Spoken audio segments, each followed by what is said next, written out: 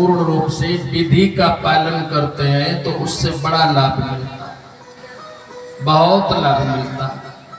अम्बरीश ने 11 का ही व्रत किया था तो भगवान विष्णु का चक्र सुदर्शन उनकी आज्ञा में चलता था।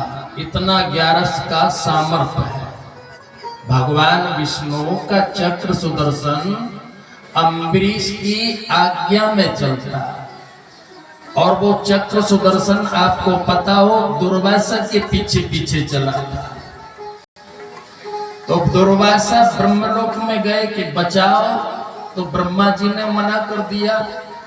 विष्णु जी के पास में गए बचाओ, तो उनने मना कर दिया। शंकर जी के पास में गए कि बचाओ, उनने मना कर दिया। दुर्वासा ने कहा कि कहां जाऊं, 3 जगह गए, कोई मेरे को नहीं बचा रहा। तो नारद जी मिल गए तो नारद जी से कहा कि अब तुम ही उपाय बताओ बाप। बोले हाँ हूँ, उपाय बताओ। संत तो उपाय बताए। तो उन्होंने कहा तुम ऐसे करो, अम्बरीश के ही पास में जाओ। अम्बरीश के पास में जाओ तो ताकि वो आपकी रक्षा कर लेंगे। बोले अम्बरीश से तू झगड़ा करे आया? बोले तो भी चले जाओ, क्योंकि वो संत है। और आप कथा जानते होंगे कि वो अम्बरीश की शरण में गए और जाकर के त्राहिमाम त्राहिमाम। अम्बरीश तो हाथ जोड़ के खड़ा था। उसने कहा नहीं ब्राह्मण देव ये क्या कर रहे हो? बोले अरे बाबा पहले वो के रोको, जो जलाने के लिए आ रहा है। तो जाकर के हाथ लंबा किया है कि रुक जाओ। तो वहीं चक्र सुदर्शन रुक गया और अम्बरीश जाकर के दुर्वासा की रक्षा हो गई। अम्बरीश के सामने दुर्वासा जैसा महान पुरुष हाथ जोड़ करके खड़ा है। गलती होगी मेरे से, लाओ मैं तुम्हारे यहाँ पहले भोजन करूँ और इसके बाद मैं जाऊंगा। अम्बरीश ने कहा करोगा जरूर करना, ये तो मेरे अहोभाग्य है कि मेरे घर का प्रसाद आप लेंगे। बोले कौन पापी है जो तुम्हारे घर का प्रसाद ले ले? हमारे पता लग गई कि ब्रह्मा जी के यहाँ ठिकाना नहीं, विष्णु जी के यहाँ ठिकाना नहीं, शंकर जी के यहाँ ठिकाना नहीं, तुम्हारे यहाँ ठिकाना पड़ा है। ये तो मैं अभी जान पाया, इसलिए तुम्हारे यहाँ का प्रसाद मैं लूंगा। बैठ गए और जाकर के सुंदर भोजन कराए।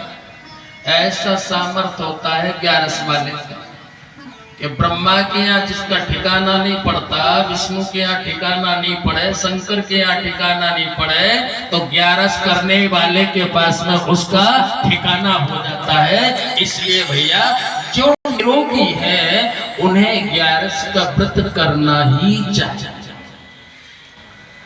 जिन्हें बुढ़ापा है, शरीर अब काम नहीं देता, वो चलो मत करो, कोई बात नहीं। रोगी है, अब नहीं होता सहन, बे ना करे। लेकिन जो शरीर से निरोगी है और किसी प्रकार की परेशानी नहीं, उनको जरूर 11 करना चाहिए। ये मेरा मत है, शास्त्र का मत है, उसका पालन करना चाहिए। ये गोपियां व्रत कर रही हैं, चाहती हैं कि श्री कृष्ण मुझे मिले, लेकिन एक लोकरीति है इसलिए बोलती नहीं है मन से कि मुझे मिले। कहते हैं कि उन्होंने कात्यायनी देवी की पूजन करी और पूजन करी और श्री कृष्ण को प्राप्त करने के लिए माता से उन्होंने वर प्राप्त किया। आप भी किसी भी देवता की पूजन करो, लेकिन एक ही पूजन में मांगो कि मेरे भगवान मेरे पर प्रसन्न हो, मेरे ठाकुर जी मुझ पर राजी हो। ऐसी जाके भावना आप करिए। जिसकी भी पूजा करना करो, उनसे यही वर मांगो कि मेरे भगवान मेरे ऊपर कृपा करें, आशीर्वाद दे दे। ऐसा जाकर के आपको लक्ष्य रखना चाहिए। कई लोग डरते हैं कि अब मैं वैष्णव हो गई, अब दूसरे के यहाँ पर पूजा नहीं करूंगा, दूसरे के पाँव नहीं छूऊंगा। हम तो कह रहे हैं कि दिन भर मिले तो पाँव छूता रहो, जो भी मिले सज्जन पुरुष छू लो और उससे आशीर्वाद मांगो कि बाप आशीर्वाद दे दो कि मेरी जो इष्ट है, मेरे भगवान है, वे मेरे ऊपर कृपा करें। तो आशीर्वाद लेने में कंजूसी नहीं करना चाहिए। लेकिन कई लोग